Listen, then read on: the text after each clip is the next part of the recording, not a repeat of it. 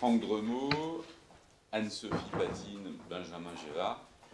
On fait partie donc du cabinet PRK Associés. On est un cabinet d'avocats spécialisé en droit social. Et en gros, là, vous avez l'équipe, on va dire une partie représentative de l'équipe droit de la sécurité sociale, hygiène et sécurité. Anne-Sophie a la casquette de la pénaliste, parce que, en fait, l'un comme l'autre sont des avocats qui vont plaider. Donc, je dirais que c'est ça aussi l'intérêt, c'est de vous faire un retour d'expérience sur ce qu'on voit en vrai. Oui, oui. Donc c'est eux qui vont parler, hein, mais je veux dire que d'ailleurs, on s'est posé la question finalement, le DUER, pourquoi ce sujet? Je dirais que si on est là tous autour, c'est qu'on partage cette préoccupation, ce centre d'intérêt, on va dire. Tout le monde connaît en définitive aujourd'hui le document unique d'évaluation des risques.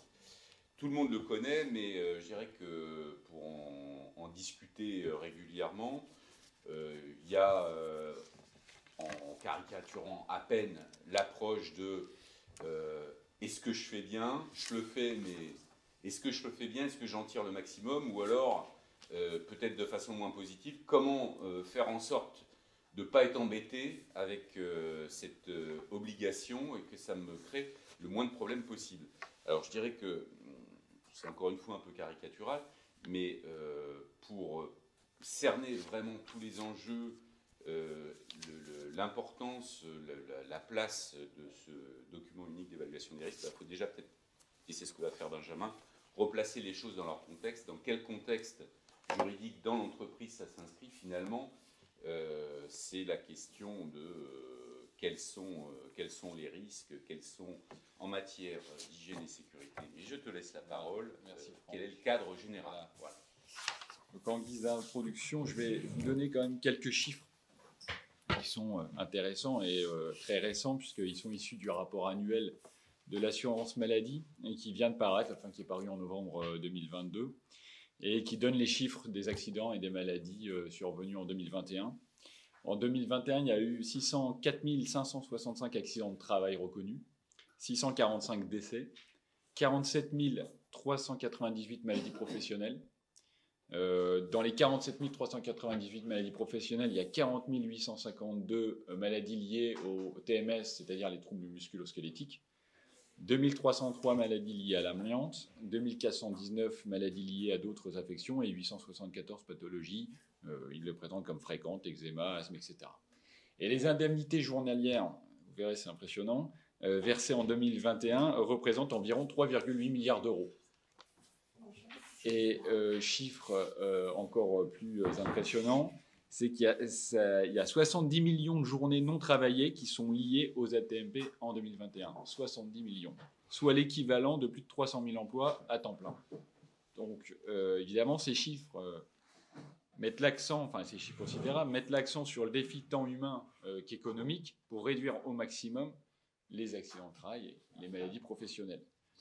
Comme vous le savez, l'employeur est tenu à une obligation de sécurité à l'égard de ses salariés, et cette obligation de sécurité a évolué dans le temps.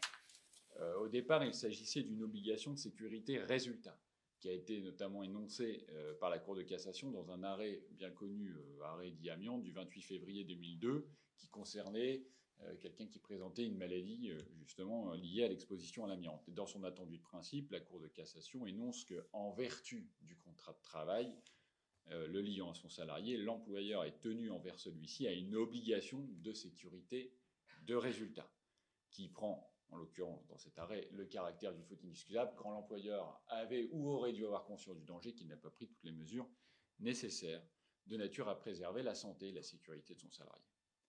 À partir de 2005, la Chambre sociale de la Cour de cassation a permis à un salarié, même en dehors de tout accident de travail et de maladie professionnelle, de rechercher la responsabilité de l'employeur au titre de son obligation de sécurité résultat et, plus précisément, de l'absence d'effectivité de la protection de la santé. Par exemple, dans un arrêt du 21 juin 2006, la Cour de cassation a admis qu'en cas de harcèlement moral ou de violence physique ou morale subie par un salarié dans le cadre de son travail, l'employeur manque à son obligation de sécurité de résultat quand bien même il n'aurait commis aucune faute. on voit que la position de la Cour de cassation est extrêmement sévère à l'égard de l'employeur.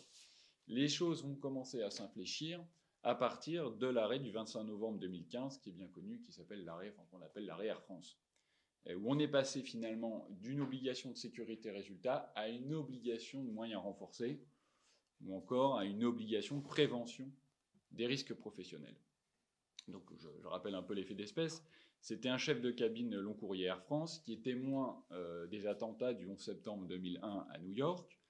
Et en 2006, donc quelques années après, il est pris d'une crise de panique au moment de prendre l'avion et il est placé en arrêt de travail. Il saisit le conseil des prud'hommes pour manquement de l'employeur à son obligation de sécurité de résultat pour n'avoir pas pris les mesures nécessaires pour prévenir le stress post-traumatique.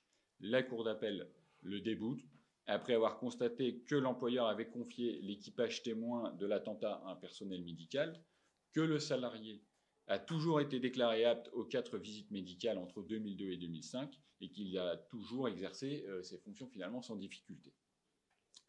Pourvoi du salarié, considérant que l'employeur n'avait pas mis en place un suivi psychologique ni mentionné le stress post-traumatique dans le document unique d'évaluation des risques professionnels. Et la Cour de cassation a considéré que ne méconnaît pas l'obligation légale lui imposant de prendre des mesures nécessaires pour assurer la sécurité et protéger la santé physique et mentale des travailleurs, l'employeur qui justifie avoir pris toutes les mesures prévues par les articles L4121 et L4121-2 du Code du travail. Et depuis finalement cet arrêt, la Cour de cassation renonce à l'obligation de sécurité résultat et évoque désormais l'obligation de prévention des risques professionnels, notamment dans un arrêt du 6 décembre 2017. De même, dans son arrêt du 5 avril 2019, l'Assemblée plénière évoque l'obligation légale de prendre des mesures nécessaires pour assurer la sécurité et protéger la santé physique et mentale des travailleurs. Et finalement, dans son intendu, de prendre les mesures nécessaires pour assurer la sécurité et protéger la santé physique et mentale des travailleurs, c'est exactement ce qui figure à l'article L41-21-1 du Code du travail. Donc pour mettre en œuvre les mesures nécessaires justement pour assurer la sécurité et protéger la santé physique et mentale des travailleurs, le Code du travail énonce 9 principes généraux de prévention qui sont visés à l'article L41-21-2 du Code du travail. Je vous les énonce très rapidement. C'est éviter les risques. Par exemple, on imagine un travail en hauteur. Si on peut le faire au sol, on s'arrange pour le faire au sol. Évaluer les risques qui ne peuvent pas être évités. Par exemple, si vous faites la réfection d'une toiture, la réfection d'une toiture, c'est forcément un travail en hauteur. On ne voit pas comment on peut faire différemment. Mais on verra, ça sera le sujet évidemment traité. Ensuite, combattre les risques à la source. Par exemple, si vous avez de l'amiante, il aurait pu trop en avoir, mais de l'amiante dans la société, si vous avez un système d'aspiration à la source pour capter les fibres d'amiante, c'est évidemment performant. Ensuite, c'est l'idée d'adapter le travail à l'homme pour éviter limiter le travail monotone, le travail cadencé. Alors, on a l'idée un peu des temps modernes avec Charlie Chaplin qui répète les mêmes mouvements en permanence. Ensuite, le 5e point, c'est tenir compte de l'état d'évolution de la technique, c'est-à-dire toujours rechercher les équipements les plus sécurisés. Ensuite, le 6e point, remplacer ce qui est dangereux par ce qui n'est pas dangereux ou par ce qui est moins dangereux. Le point numéro 7, c'est planifier la prévention, notamment pour toutes les questions relatives au harcèlement moral et harcèlement sexuel.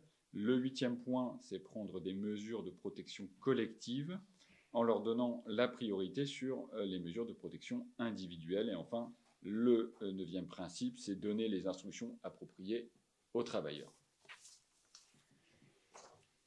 Finalement, ces dispositions tant de L41-21-2 et L41-21-1 sont, il faut le rappeler quand même, sont issues de la loi du 31 décembre 91, qui n'est autre que la transcription de la directive 4 du 12 juin 89. Et on s'aperçoit que finalement les pouvoirs publics, tant à l'échelle nationale qu'à l'échelle européenne, sont véritablement mus par l'adage « mieux vaut prévenir que guérir ». Parce que dans cette directive 4 du 12 juin 89, on est beaucoup plus sur une idée de prévention que sur une idée de réparation. Et cette directive a trouvé écho 10 ans plus tard avec le décret 2001-1016 du 5 novembre 2001 imposant à l'employeur l'élaboration d'un document unique d'évaluation des risques professionnels. Les partenaires sociaux, peut-être habités par l'alinéa 11 du préambule de 1946, qui constitue un bloc de constitutionnalité et qui prévoit que la nation garantit à tous la protection de la santé, ont conclu un accord national interprofessionnel le 10 décembre 2020 relatif à une prévention renforcée et une offre renouvelée en matière de santé au travail et de conditions de travail. Cet accord a été signé par tous les syndicats représentatifs au niveau national, excepté la CGT. Cet accord s'est inspiré fortement du rapport Lecoq qui avait été déposé auprès du Premier ministre en août 2018. Et cet accord a été transposé, on y arrive, par la loi 2021-1018 du 2 août 2021, qui dite loi santé au travail, qui modifie les règles relatives à l'élaboration, au contenu et à la conservation du document unique d'évaluation des risques. Document unique d'évaluation des risques, comme l'indiquent certains auteurs, je trouve que la formule est bien pensée, qui constitue véritablement le cœur du réacteur de la prévention.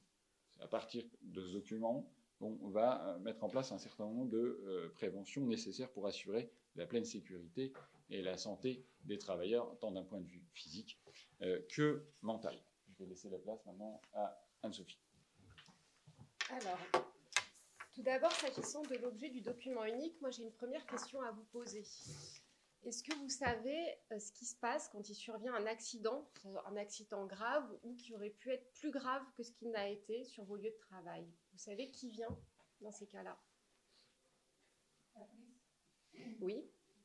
Alors, outre les secours, évidemment, les pompiers qui vont prendre en charge immédiatement la victime, vous pouvez avoir la police, vous pouvez avoir les gendarmes, vous pouvez également avoir l'inspection du travail qui vont arriver sur les lieux et qui vont un peu figer la scène de l'accident comme on fige une scène de crime. Ils vont procéder à des photographies, à des relevés, ils vont prendre les salariés sur le côté et ils vont immédiatement procéder à leurs auditions. Et puis, ils vont également vous demander communication en tant qu'employeur d'un certain nombre de documents. Et parmi les premiers documents qui vont vous être demandés, on va vous demander le document unique d'évaluation des risques. Pourquoi? Parce que ça va être la photographie de votre évaluation des risques. C'est ce document qui va permettre de comprendre quels risques vous avez évalués, comment vous l'avez fait, cette évaluation, et puis on va comprendre quelles mesures de prévention et de protection vous avez décidé de mettre en œuvre. C'est pour ça que souvent on entend c'est de la paperasse, c'est pour faire joli, etc. En réalité, pas du tout. Il faut vraiment que vous ayez conscience que ce document et la qualité de sa rédaction, elle est primordiale. Déjà parce que vous avez des enjeux humains, c'est ce document et toute votre démarche de prévention qui va participer pour éviter la survenance des accidents du travail et des maladies professionnelles au sein de votre entreprise. Mais c'est également un document qui va vous protéger juridiquement et qui peut vous exonérer d'une éventuelle responsabilité.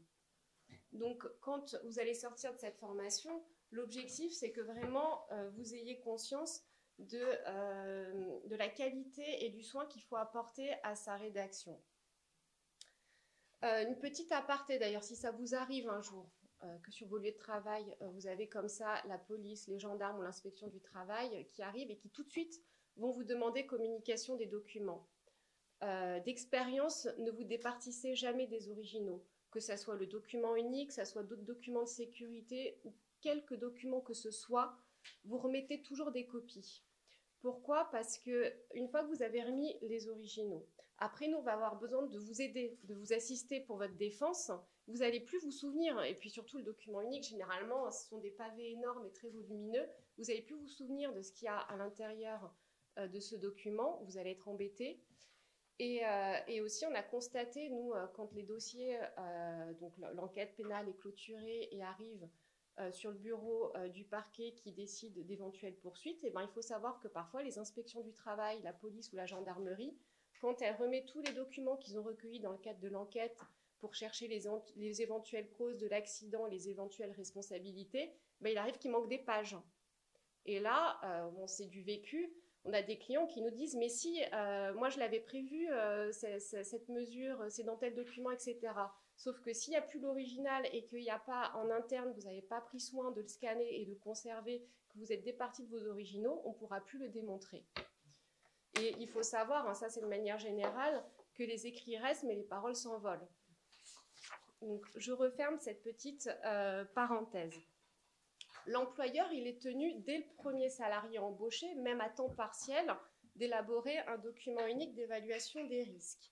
Alors, est-ce que vous savez qui, au sein de l'entreprise, élabore le document unique?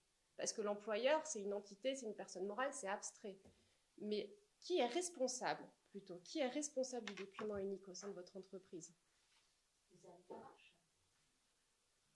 Alors, moi, je distingue celui qui le rédige.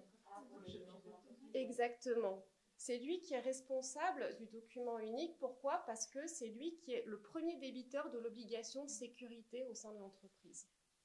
Maintenant, un dirigeant, donc quand je dis dirigeant, c'est celui qui figure sur le CABIS, donc ça va être le président dans les sociétés anonymes, dans les SAS, ça va être le gérant dans les SARL, il ne peut pas être partout. Il ne peut pas être derrière chacun pour veiller à sa sécurité. Donc, le législateur lui a permis de procéder à des délégations de pouvoir. Ça veut dire qu'il va pouvoir déléguer une partie de ses pouvoirs, notamment en matière d'hygiène et de sécurité. Et c'est le dirigeant, dans le cadre de son pouvoir de gestion et de direction, qui va décider seul jusqu'où il va descendre sa délégation de pouvoir. Et la jurisprudence de la Chambre criminelle a beaucoup évolué sur le sujet pendant plusieurs années et aujourd'hui considère qu'on ne va pas forcément s'attacher à la délégation écrite. Ce qui va compter, c'est la réalité des faits, c'est qui concrètement, dans les faits, est délégataire dans l'entreprise, suivant les 3 critères de validité de la délégation, qui sont, je ne sais pas si vous savez, qui sont la compétence. Tout le monde ne peut pas être délégataire, il faut être compétent, c'est-à-dire qu'il faut avoir une certaine expérience, il faut être formé. Donc, c'est la formation diplômante et continuellement renouvelée durant votre carrière. Il faut également disposer des moyens, que ce soit les moyens matériels, financiers et humains, pour pouvoir exercer sa délégation. Et il faut également disposer de l'autorité, parce que si je veille à la sécurité des salariés et des travailleurs, eh ben, il faut que quand je donne une consigne de sécurité, ça soit suivi d'effet. Donc, quand je parle d'autorité, ça veut dire disposer du pouvoir de sanction. Donc, même si au sein de votre entreprise, souvent l'expert qui sera le plus à même de rédiger le document unique, s'il existe au sein de vos entreprises, ça sera responsable QSE, et ben, le responsable du document unique, ça reste le dirigeant ou son délégataire s'il a délégué ses pouvoirs. Juste une petite question, les délégataires ne doivent pas être mis donc par écrit, c'est ce que vous dites? Alors non, c'est pas ce que je dis. En fait, les délégations peuvent être écrites évidemment, et en fait c'est un avantage quand même de faire des délégations écrites, c'est-à-dire que vous, délégataire, vous allez connaître le périmètre de votre délégation, donc je trouve que c'est quand même important. Vous connaissez également la responsabilité qui est attachée à votre délégation, donc c'est une véritable prise de connaissance, et puis c'est quand même un indicateur aussi pour savoir qui est délégataire.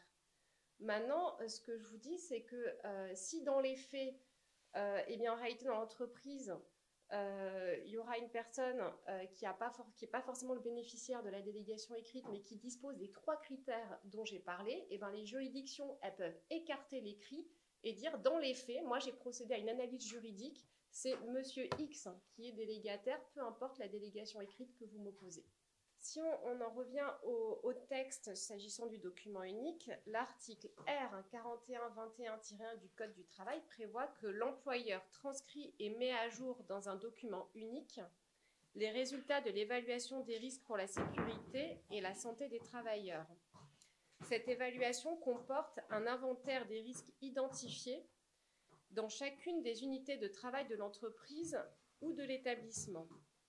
Donc le document unique, ça va être la formalisation, c'est un support qui va formaliser les résultats de votre évaluation des risques.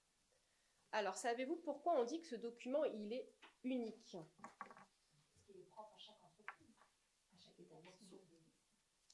Oui, il y a de l'idée, effectivement.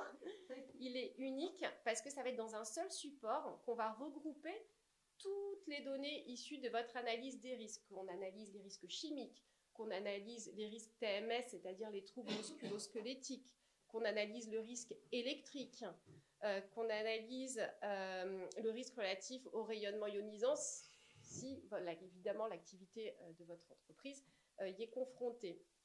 Alors, il y a deux avantages à avoir un seul support. Ça va être le côté pratique, le côté cohérent, et du coup, ça va rendre beaucoup plus facile votre démarche de prévention des risques, puisqu'on sait qu'on va toujours se référer à ce même support qui est donc votre première étape de votre démarche de prévention des risques. On a ensuite l'article L 4121-3 du Code du travail qui précise que l'employeur, compte tenu de la nature des activités de l'établissement, évalue les risques pour la santé et la sécurité des travailleurs, y compris dans 1. Le choix des procédés de fabrication, des équipements de travail, des substances ou préparations chimiques. Si par exemple on prend l'équipement de travail, on est sur un chantier, où on va faire une opération de terrassement par exemple. Vous prenez une pelleteuse. Bon, ben, la pelleteuse, c'est un équipement dangereux. Pourquoi on va identifier quel risque, à votre avis, avec une pelleteuse? Qu'est-ce qui peut se... Effectivement, le risque d'écrasement. Donc, vous verrez que dans la plupart des entreprises du secteur du BTP, vous aurez toujours comme première mesure de prévention, c'est ce qu'apprennent les conducteurs d'engins dans le cadre du CACES, mais même sans être conducteur d'engin, être simplement travailleur sur un chantier, c'est ne jamais se tenir dans la zone d'évolution d'un engin de chantier en fonctionnement. S'agissant de risques chimiques, donc les agents chimiques dangereux, dans cette grosse catégorie dans laquelle on va retrouver les produits cancérogènes, mutagènes ou reprotoxiques. Par exemple, si on réfléchit à l'amiante, vous allez devoir réfléchir l'amiante, voilà, quel type de maladie ça peut provoquer. Donc ça peut provoquer des cancers bronchopulmonaires, ça peut provoquer des plaques pleurales. Comment cette maladie peut se déclencher? Donc là, on va réfléchir à quel type d'exposition. Ça va être l'inhalation de fibres d'amiante. Au-delà de certaines quantités, vous allez avoir un effet néfaste sur votre santé et vous pouvez, à terme, puisque ce sont des maladies qui mettent un certain temps avant de se développer. Vous pouvez aussi réfléchir, est-ce que tel produit chimique, si je le manipule, je peux aussi avoir une contamination de manière cutanée, par la peau. Donc, c'est tout ça que vous allez devoir inclure dans votre réflexion sur l'évaluation des risques. Vous devez également évaluer les risques, y compris dans l'aménagement ou le réaménagement des lieux de travail ou des installations. On va prendre un exemple. Dans vos installations, vous pouvez avoir des portails. Alors, soit vous avez des ouvertures latérales de portails, et vous savez que dans ces cas-là, il faudra toujours que vous ayez un dispositif de sécurité pour éviter que le portail sorte de son rail. Ça, c'est les ouvertures latérales. Vous avez également des portails qui vont s'ouvrir de bas en haut. Et bien, le risque à prévenir, donc vous avez des dispositifs de sécurité prévus pour ce type de portail, c'est que éviter la chute brutale du rideau, parce qu'il y a déjà eu des accidents comme ça. Donc, imaginez un salarié sur votre site, il veut se rendre au dépôt et il est un petit peu pressé. Donc là, il y a le rideau métallique qui commence à descendre. On l'a tous fait, même pour sortir dans son immeuble, dans son parking d'immeuble. On va se mettre à courir comme ça pour essayer de se glisser sous le portail. Et là, bam, vous avez le rideau métallique qui chute de manière brutale sur le salarié. Et bien là, dans votre identification des risques, vous allez réfléchir et vous dire, voilà la configuration des lieux. J'ai une porte piéton juste à côté. En tant que mesure, est-ce que je ne peux pas limiter l'accès à ce portail pour accéder au dépôt uniquement à mes engins, uniquement aux véhicules, et imposer aux piétons d'emprunter la porte à côté et leur interdire de passer par le portail? Ça peut être une mesure de prévention. Mais cette mesure de prévention, pour qu'elle soit respectée, il faut une communication aux salariés. Donc là, vous allez prévoir comme mesure de prévention une information, une sensibilisation des salariés. Ça peut être, par exemple, on peut prévoir qu'à chaque fois qu'il y a un nouveau salarié qui arrive sur le site, on va lui faire un accueil sécurité. On va lui expliquer les règles de circulation piétons, véhicules, engins sur le site. On va lui remettre un recueil, par exemple. Et il ne faut pas se contenter de le faire une fois. Il faut lui rappeler régulièrement les règles d'accès sur le site. Et là-dessus, un petit conseil quand même, c'est de tracer vos mesures. C'est-à-dire que si vous donnez une information sensibilisation des salariés, on a trop souvent dans les dossiers des clients qui nous disent « mais oui, ça on l'a fait ». Ah oui, bah comment je peux en justifier maintenant que je suis devant le tribunal? Ils disent « ah ben malheureusement, j'ai rien, voilà, j'ai que ma parole pour vous le dire ». Là-dessus, non. Il faut que vous puissiez faire émarger des feuilles de présence, les scanner, les conserver et qu'en temps utile, on puisse les ressortir si un jour il y a un contentieux, un litige qui soit civil ou pénal. Petite question, tous les combien vous conseillez de faire des rappels aux salariés des mesures de sécurité? Alors, vous n'avez pas de règles au sens réglementaire ou légal, mais fréquemment. En tout cas, il y a une chose qui est sûre, c'est que s'il y a un incident qui arrive, comme là je décris, immédiatement vous allez faire un flash info accident dans votre entreprise pour dire voilà ce qui vient de se produire. Je rappelle, et puis vous mettez bien rappel des consignes de sécurité, comme ça vous montrez l'antériorité et la préexistence de cette règle au sein de votre entreprise. Je rappelle les règles, on n'emprunte que le portail piéton quand on est un piéton. Mais voilà, il n'y a pas de règles. Annuel, semestriel, Vous pouvez faire ça semestriellement, annuellement. Il y en a qui le font même toutes les semaines. Il y a des entreprises qui, toutes les semaines, ils prennent 5 minutes pour rappeler ça. Vous voyez, ça dépend de la politique sécurité des entreprises. Alors, on a un deuxième exemple, les fortes chaleurs. L'employeur va devoir intégrer, vous savez, maintenant, l'été, on entend toujours parler de la canicule, etc. Il va devoir intégrer ce risque dans son document unique. Donc là-dessus, il faudra tenir compte des directives préfets, données par le préfet. Et puis, vous pouvez prévoir des mesures, comme par exemple, si on a une activité de travaux, on va commencer à travailler plus tôt le matin parce qu'il fait moins chaud. Vous allez mettre de l'eau potable à disposition de tous vos salariés, des brumisateurs. Vous allez prévoir plus de temps de pause parce qu'il fait chaud. Donc, et puis, vous allez surveiller de manière permanente la température ambiante.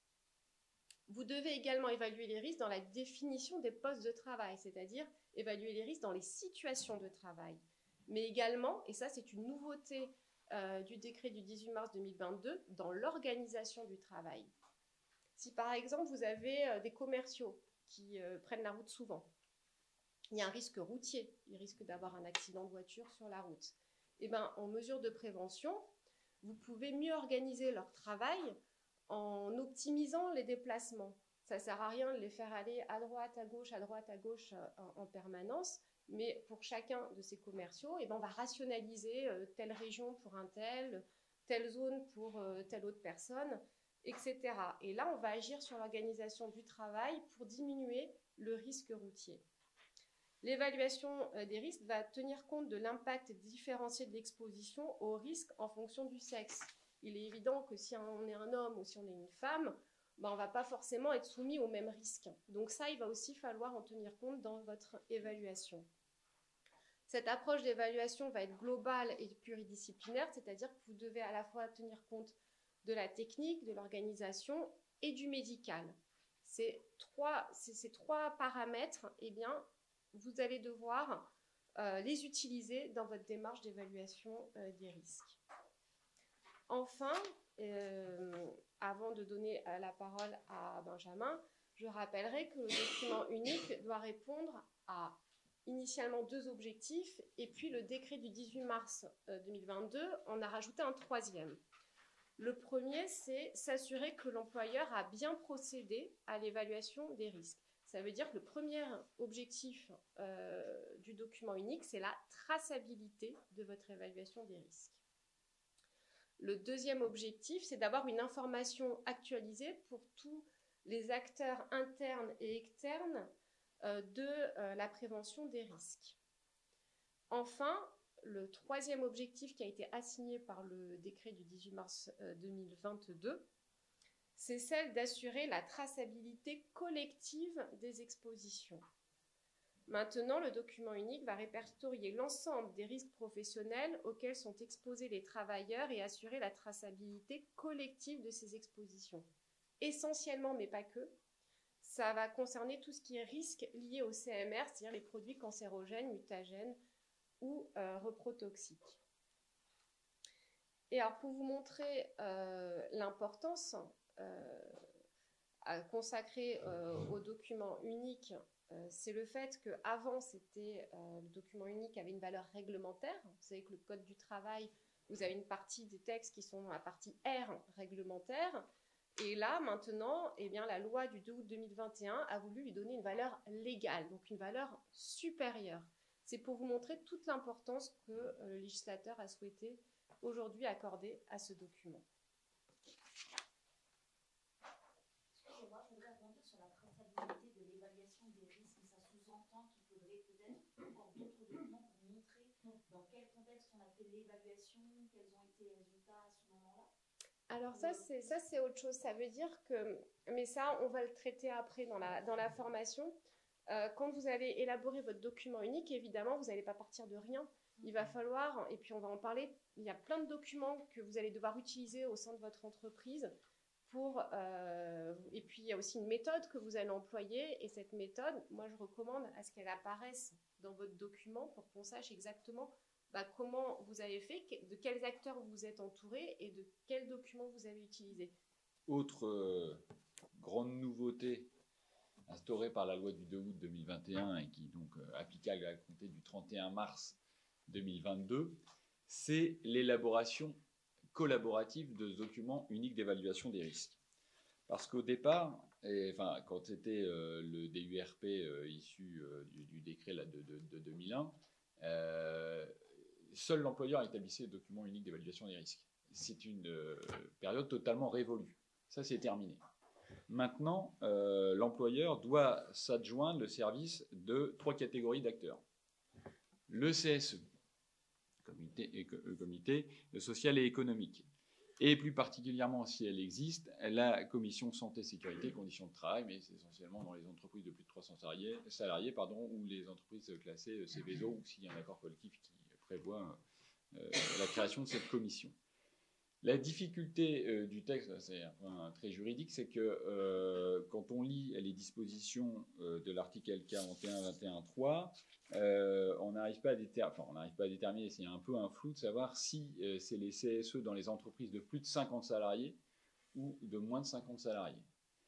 Ceci étant, quand on lit le texte, il est indiqué dans le cadre du dialogue social dans l'entreprise, le comité social et économique et sa commission de santé, sécurité et conditions de travail, s'ils existent, en application premièrement de l'article L 2312-9. Donc à partir du moment où il y a une référence à cette disposition de 2312-9 qui est la possibilité pour le CSE de procéder à une évaluation des risques, ça n'est que dans les hypothèses d'entreprises de plus de 50 salariés. Ce qui voudrait donc dire, et c'est la majorité de la doctrine qui le considère, c'est que la consultation du CSE, ça ne concernerait que les entreprises de plus de 50 salariés. Maintenant, moi je vous livre notre sentiment sur la question, c'est que, à mon sens, dès lors qu'il y a un CSE dans l'entreprise, c'est un peu l'esprit de la loi du 2 août 2021 qui est enrichir le dialogue social. Il conviendrait, c'est un plus à mon sens, d'interroger le CSE sur justement l'élaboration de ce document unique d'évaluation des risques. L'employeur doit également consulter le ou les employés compétents pour s'occuper des activités de protection et de prévention des risques professionnels. En effet, l'employeur désigne un ou plusieurs salariés compétents pour s'occuper des activités de protection et de prévention des risques professionnels de l'entreprise. Et d'ailleurs, ces salariés bénéficient d'une formation en matière de santé au travail. L'employeur doit également consulter le service de prévention et de santé au travail auprès duquel il adhère. Donc, on a vu les 3 catégories d'acteurs qui sont sollicités dans l'élaboration du document unique. Et l'employeur peut également solliciter le concours d'autres personnes, d'autres organismes, à savoir un intervenant en prévention des risques professionnels appartenant au service de prévention et de santé au travail interentreprise, le service de prévention d'une caisse de sécurité sociale, l'organisme professionnel de prévention du bâtiment et des travaux publics, c'est l'acronyme OPB-BTP, et l'Agence nationale pour l'amélioration des conditions de travail, dit ANACT.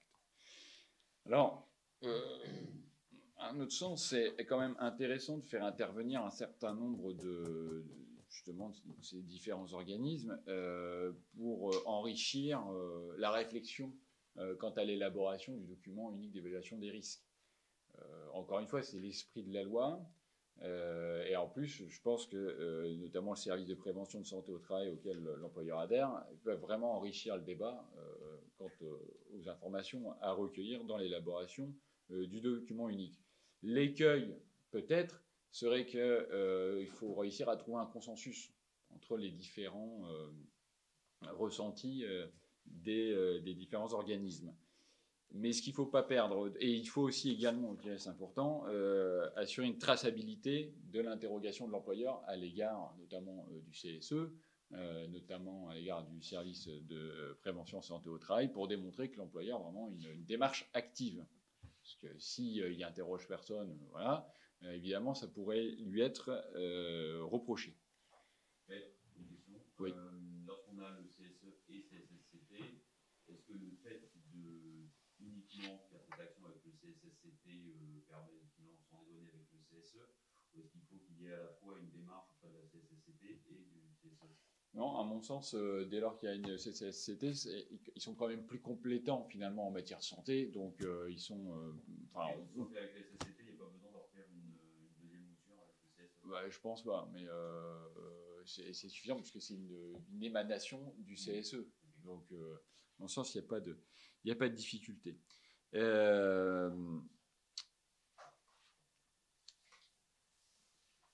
Il faut.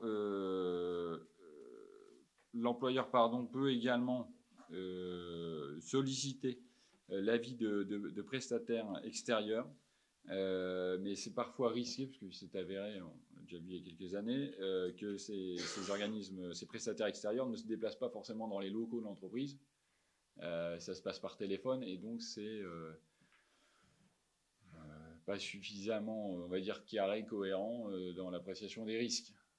Parce que les risques d'une entreprise A ne sont pas les mêmes qu'une entreprise B. Il faut vraiment aller dans le concret. On ne peut pas, justement, ne pas aller dans le concret et aller dans la généralité. Ça n'est pas envisageable. Si tu me permets, pardon, juste une incidente là-dessus, parce que c'est des choses qu'on a vues dans la réalité. C'est-à-dire que les logiciels, ça existe sur l'élaboration du document unique, des logiciels de prise en compte des différents risques, etc. Ça peut être, je parle sous votre contrôle à tous les deux, ça peut être un outil intéressant, mais je dirais que ce n'est pas la panacée, puisque l'évaluation des risques, je te recède la parole, c'est quelque chose de concret, de pratique et de ciblé sur l'entreprise proprement dit. Donc, la tentation de se servir de, entre guillemets, moyens extérieurs, c'est un plus, comme l'a dit Benjamin, mais ça ne remplace pas la réflexion interne à l'entreprise. Je referme. Voilà, et je rappelle aussi, puisque là j'ai développé les différentes personnes, groupes qui peuvent être interrogés, mais ce qui est important, c'est même fondamental, c'est que en bout de chaîne et en toute hypothèse, le seul responsable du document unique d'évaluation des risques, c'est l'employeur. Donc si on ne trouve pas de consensus entre les uns et les autres, de toute façon c'est l'employeur qui tranche, puisque en cas d'accident maladie professionnelle, c'est sa seule et unique responsabilité. Il ne faut pas le perdre de vue non plus. Ensuite, on va voir le contenu du document unique d'évaluation des risques. La première étape, c'est la définition de la notion d'unité de travail. Alors, c'est une notion qui est très large, il n'y a pas de définition légale, si vous voulez, de l'unité de travail. Ça peut recouvrir des situations très diverses, justement, d'organisation de travail, mais il faut partir du principe qu'une unité de travail correspond à un groupe homogène de travailleurs exposés au sein de l'entreprise, c'est-à-dire exposés au même risque. Et alors, la méthodologie, je dirais, en la matière, c'est de d'abord définir une unité de travail transversale, c'est-à-dire qui va concerner toute l'entreprise. C'est les risques qui concernent tout le monde. Exemple, le risque incendie, explosion, malheureusement intrusion, terrorisme, ça concerne toute la société. Donc vous pouvez créer cette première unité dite transversale qui, encore une fois, va recenser les risques pour l'ensemble des salariés. Ensuite, on peut définir une unité de travail par métier, du type unité de travail administrative. C'est pas gênant qu'il y ait des personnes qui n'occupent pas les mêmes fonctions, puisque finalement, dans un même local, il pourrait y avoir un juriste, un informaticien, un comptable, n'exercent pas les mêmes fonctions et les mêmes missions, mais finalement, ils se trouvent dans un lieu où ils sont soumis potentiellement au même risque. Et enfin, créer une unité de travail géographique. Alors là, par exemple, c'est l'atelier ou un garage. On va dire un garage dans une concession automobile. C'est-à-dire qu'au sein du garage, on a vraiment la partie travail sur le véhicule. Il y a des risques peut-être de glissade parce qu'il y a de l'huile au sol, etc. Mais on peut imaginer que le vendeur, le commercial, vienne chercher des informations auprès des mécaniciens, rentre dans la partie atelier du garage, il pourrait lui aussi glisser sur une plaque d'huile. Donc là, on voit bien que c'est des personnes qui occupent des fonctions complètement différentes, mais à un moment dans l'atelier, il y a un risque qui est commun. Donc ça permet encore une fois, de créer une unité de travail géographique. Il faut également prendre en compte le travail réel, puisque il est important dans l'évaluation des risques de prendre en compte justement la réalité concrète des situations de travail. Puisque, et ça c'est important finalement d'avoir beaucoup de discussions avec les travailleurs, les personnes vraiment qui occupent les postes, pour comprendre leurs contraintes, leurs difficultés rencontrées, puisqu'il y a le travail prescrit avec la méthode à suivre, et après il y a le travail réel. Et bien souvent, devant une difficulté, pour la pallier, le salarié, pour faire face justement aux aléas, aux dysfonctionnements, va potentiellement avoir une attitude qui va générer des risques.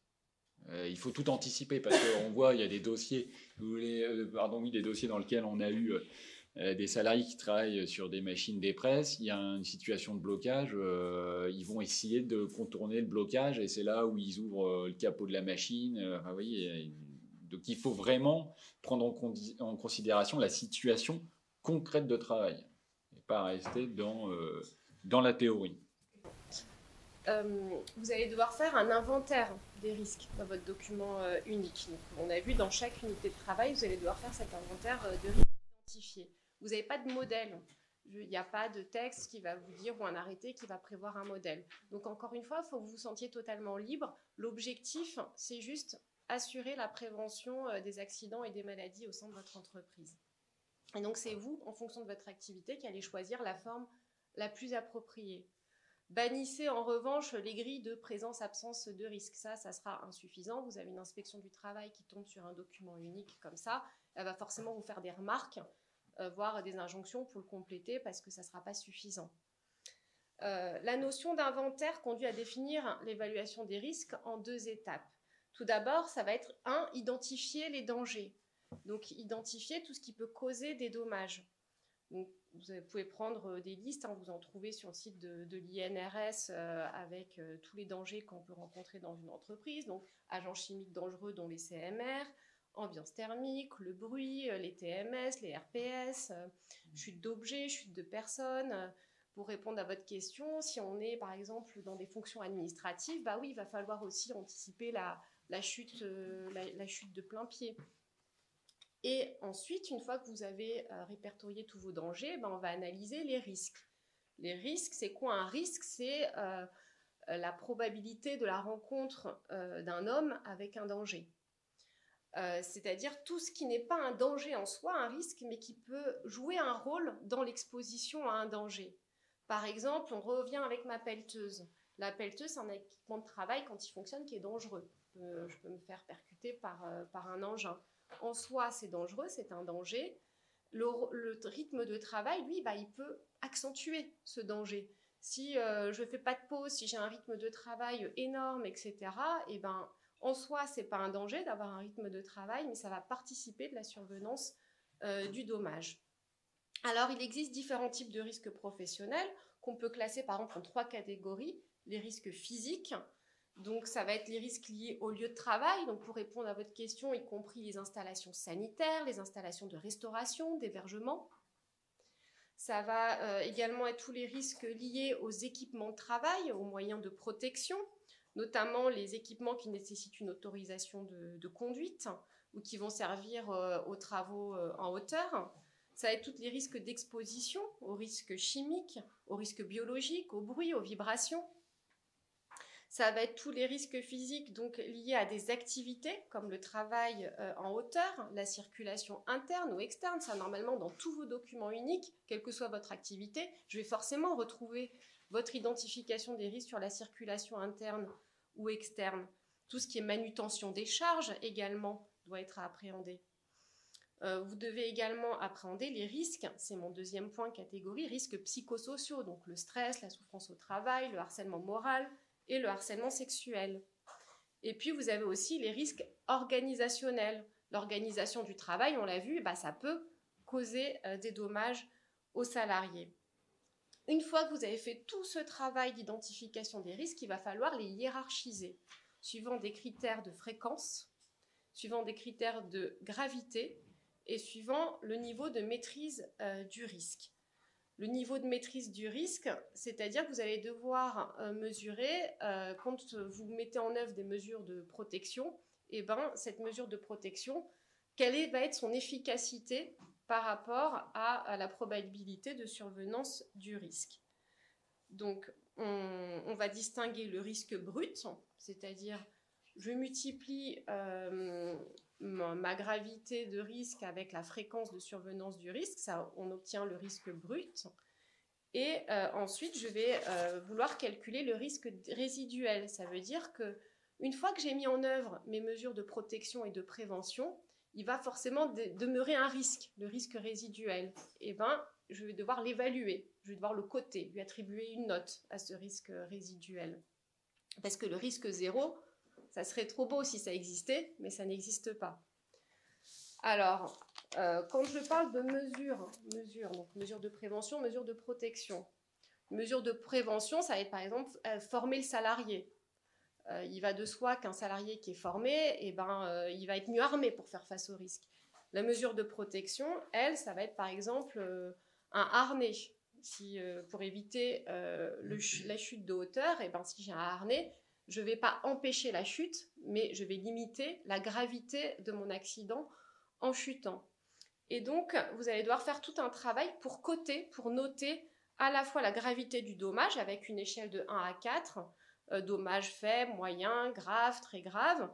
Par exemple, vous pouvez considérer qu'un dommage faible, c'est celui qui ne va pas entraîner d'arrêt de travail, celui qui ne va pas nécessiter de soins. Un dommage moyennement grave, c'est quand vous aurez des soins médicaux mais pas d'arrêt de travail. Un dommage grave, lui, il y aura arrêt de travail, il y aura soins médicaux. Et puis très grave, on arrive carrément aux blessures mortelles, aux maladies mortelles. Vous allez également coter, c'est-à-dire attribuer une note à la fréquence d'exposition. Donc pareil, vous pouvez partir de 1 à 4 avec très rare. C'est très rare de rencontrer ce risque dans mon entreprise. En 2, ça va être rare. C'est une exposition qui peut arriver plusieurs fois par an, mais pas tout le temps. Ça peut être numéro 3, une cotation 3, ça va être fréquent. C'est quelque chose, au moins une fois par mois, ce risque peut survenir. Et puis très fréquent, c'est plusieurs fois par mois sur le lieu de travail. J'ai une question. Est-ce qu'on peut, par exemple, ça peut nous être préjudiciable, par exemple, d'avoir fait une mauvaise cotation du risque? Parce que c'est un petit peu à l'appréciation, au ressenti qu'on va s'en faire. même s'il y a des choses, des situations qui sont assez factuelles. Mais nous, on s'est vu par exemple des fois buter sur une cotation où on n'avait pas la même appréciation. Moi, j'aurais coté un risque par exemple 3 Oui. et mon collègue aurait coté à 2. Alors, ça peut nous être préjudiciable. Pour répondre à votre question, je pense qu'une inspection du travail, elle ne va pas rentrer dans le détail par rapport à la note que vous allez attribuer à la cotation du risque. Par contre, elle peut détecter une insuffisance d'évaluation des risques. Forcément, s'il y a eu un accident, c'est qu'à un moment donné, elle va se dire il y a eu un trou dans la raquette quelque part. Est-ce que je l'ai un petit peu négligé, ce risque? Donc, elle va regarder votre document unique, mais pas que. Elle va aussi regarder vos autres documents de sécurité. Et puis, elle va regarder quelles sont les mesures que vous avez mises en œuvre. Donc, ça ne va pas être forcément aussi scientifique, aussi mathématique. Elle ne va pas se buter sur vous avez mis une note 3 alors que c'était 4. Mais elle va regarder concrètement, est-ce que déjà il a été appréhendé? C'est déjà bien de l'appréhender, le risque, c'est déjà la première chose. Et puis, s'il a été appréhendé, quelles mesures vous avez mis en face? Et là, elle va dire, est-ce que c'est suffisant ou pas? Est-ce que ce que vous avez prévu, c'est suffisant? Et on en reviendra plus longuement, mais elle va aussi croiser avec vos autres documents. Parce que si, par exemple, vous avez une machine dangereuse, que dans la notice d'utilisation, on vous dit, cette machine, il faut être en binôme pour l'utiliser, mais que dans votre document unique, vous prévoyez qu'une seule personne, elle va dire, là, vous avez un souci. Parce que moi, j'ai une notice d'utilisation qui me dit, il faut être 2, et puis là, dans votre document unique, vous prévoyez un travailleur seul. Donc là, elle va relever un manquement, directement. Donc, vous allez faire ce travail donc aussi de calcul, vous allez calculer le niveau de maîtrise, donc l'efficacité des mesures. Et puis, parce que le document unique, c'est un document vivant, le but, c'est de vous améliorer en permanence en termes de prévention. Donc, dès que vous allez jouer sur un des critères, par exemple, vous allez investir pour la manutention de charges lourdes, vous allez, je sais pas moi, acheter des équipements de travail plus légers, etc. Là, normalement, vous allez censé avoir une meilleure note. Parce que vous avez prévu une mesure qui va améliorer la prévention et donc susceptible d'éviter la survenance des risques. Moi, je dirais, alors, première question finalement, est-ce que le télétravail doit être un risque inclus dans mon DUER? Oui. Aujourd'hui, compte tenu des développements qu'on a tous connus, on est tous d'accord pour dire qu'effectivement, ça doit être inclus, puisque ça fait partie des risques d'entreprise. J'ai des salariés qui sont délocalisés en quelque sorte chez eux. Donc, partant de là, je dois appréhender, mais autant que possible, je pense qu'il faut rester raisonnable aussi, ça va être les risques généraux, nécessairement. Après, il y a tout. Alors, j'entre pas dans ce détail parce que sinon, on en a pour trop longtemps. Mais sur le télétravail proprement dit, vous avez, en tant qu'employeur, des obligations de vérification. Aujourd'hui, que le salarié est équipé, que l'endroit où il fait son télétravail est un endroit avec, par exemple, sur le plan électrique, les normes soient respectées, etc. Mais dans... Je vous en prie. Ça veut dire que si on a 100 collaborateurs qui ont du télétravail, l'employeur a l'obligation de s'assurer que le domicile de chaque collaborateur est conforme aux normes électriques, aux normes... c'est ça? Alors, il y a l'obligation... Oui, pour répondre à votre question, oui. Maintenant, comment on fait? On ne va pas aller vérifier chez chacun des salariés. C'est-à-dire que, à mon sens, ça peut se régler, enfin, je ne sais pas ce que tu en penseras, Anne-Sophie, mais ça peut se régler par voie déclarative. C'est-à-dire qu'un salarié qui veut faire du télétravail, c'est à lui aussi, c'est à moi de l'équiper avec l'ordinateur, etc. Mais on peut lui demander sur un format général de déclarer que effectivement son installation électrique répond aux normes nécessaires, etc. Pourquoi? Parce que en fait, alors ça c'est pour le coup, on voit toujours des cas exceptionnels. Mais c'est des choses qu'on a vues dans des dossiers, pas des dizaines de dossiers, mais on l'a vu, des accidents du travail avec le salarié qui est chez lui, qui déclare un accident. Alors ça peut être de l'accident relativement bénin, chute de chaise, ça on ne l'a pas vu, mais ça existe, il y a des exemples dans la jurisprudence, électrocution, et jusqu'à la problématique, alors on parlera peut-être à la fin si on a le temps, mais malheureusement je ne suis pas sûr, les problématiques de risques psychosociaux avec des tentatives de suicide au domicile. Donc la notion de télétravail, malheureusement, il faut intégrer que c'est une délocalisation pour l'employeur, moi je le traduis comme ça, c'est une délocalisation du risque. Mon salarié reste mon salarié et il reste occupé à une activité professionnelle. Donc je dois m'assurer au minimum qu'effectivement c'est fait dans des conditions d'hygiène et de sécurité nécessaires. Ce qui suppose, pour répondre à votre question, de justifier que je me suis préoccupé de savoir si il exerçait dans des conditions, notamment en termes d'habilitation électrique, du lieu d'exercice conforme. S'il part en week-end dans sa grange, je ne sais où, qu'il a bricolé lui-même et que c'est les fils électriques, comme on a tous pu voir à un moment ou à un autre, qui branchent l'ordinateur là-dessus, je ne suis pas à l'abri qu'on vienne me dire ouais, mais c'est quand même votre salarié, vous le faites travailler, vous ne vous préoccupez pas des conditions dans lesquelles il exerce son activité. Et du coup, dans ce contexte, imaginons qu'il y a un salarié, est-ce que l'employeur peut finalement demander à ce que le lieu de télétravail soit la résidence principale, et uniquement la résidence principale, parce que si on a un collaborateur qui effectivement travaille d'habitude sur la résidence principale et qui pour une raison ou Y travaille dans une résidence secondaire qui ne serait pas conforme, est-ce que la responsabilité de l'employeur va jusqu'à la mise aux normes de la résidence secondaire? Alors, sûrement pas la mise aux normes. Non, mais pas la mise aux normes, mais la traçabilité. Moi, sans beauté en touche, je dirais que on se heurte à un problème qui est aussi la liberté individuelle du salarié, dès lors que je l'autorise. Mais je peux, à mon sens, je peux circonscrire comment dire, la liberté d'exercice du télétravail. C'est-à-dire que c'est un problème qui s'est posé, je vais vous prendre un exemple peut-être par l'absurde, mais c'est un problème qui s'est posé avec des salariés qui se retrouveraient concrètement à l'insu de l'employeur en situation de télétravail à l'étranger. Bon, et à un moment, on peut quand même fixer des limites. Bon, ça c'est le premier point. Deuxième point, le déclaratif démontre encore une fois que je me suis préoccupé du problème et que moi, à mon niveau, je ne peux pas non plus empiéter effectivement sur la liberté individuelle du salarié, mais c'est réciproque. Je lui demande aussi un engagement parce que ça reste une situation de travail. Donc si mon salarié déclare qu'effectivement là où il exerce le télétravail, c'est conforme, c'est des conditions de travail conformes aux exigences minimales qui sont posées effectivement, compatibilité, encore une fois je prends électrique parce que c'est l'exemple le plus simple, mais aussi on pourrait lister d'autres points sur la zone d'évolution, etc. Parce qu'on voit des choses hallucinantes. Il y a des dossiers des décisions de jurisprudence sur des salariés qui ont déclaré des accidents du travail et qui ont engagé la responsabilité de l'employeur parce qu'ils étaient chez eux, qui glissaient de l'escalier, par exemple. Bon. Ce qui va être problématique, c'est ce qui n'aura pas été envisagé, ce qui n'aura pas été prévu.